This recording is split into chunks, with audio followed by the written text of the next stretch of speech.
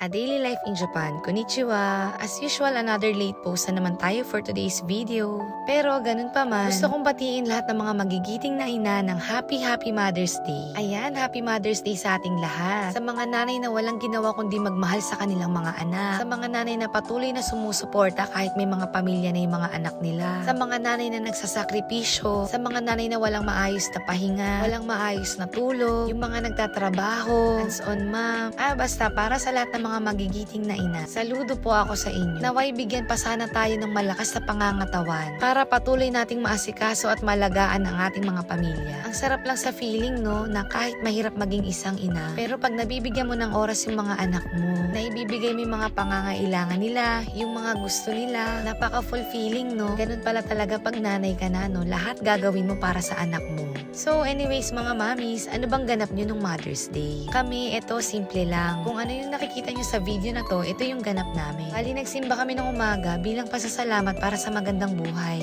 Tapos, after nun, nag-late lunch na lang kami sa KFC. After nun, dumaan kami sa kiddie store para bilihan si Fuego ng chupon. Pero syempre, ang ending, napabili na naman ng lola niya. Binilan ko si ate at saka si Fuego ng damit. Tapos, after nun, pinasyal na lang namin yung mga bagets. Bali, ito na yung pinakaganap namin sa Mother's Day. O diba, ang sarap lang sa feeling na kahit ang hirap ng buhay, basta kasama mo yung pamilya mo at nakaka-survive kayo sa araw-araw, sobrang laking bagay na nun. So, ayun na nga mga mima. After namin pumasyal, nag-grocery na rin kami. Tapos, nagluto ako ng Japanese cuisine. First time ko silang lutuan ng cold soba. Bali, ayun na rin yung pinaka-dinner namin. So, ayun lang. Maraming salamat sa panonood ng video na to. Parang wala rin namang bago kasi ito yung usual namin na ginagawa. Para sa amin, everyday is a family day. O siya, mag-iingat kayo palagi. Again, Happy Mother's Day sa ating lahat. O siya, konting pasilip na rin sa cooking show ko. Charot.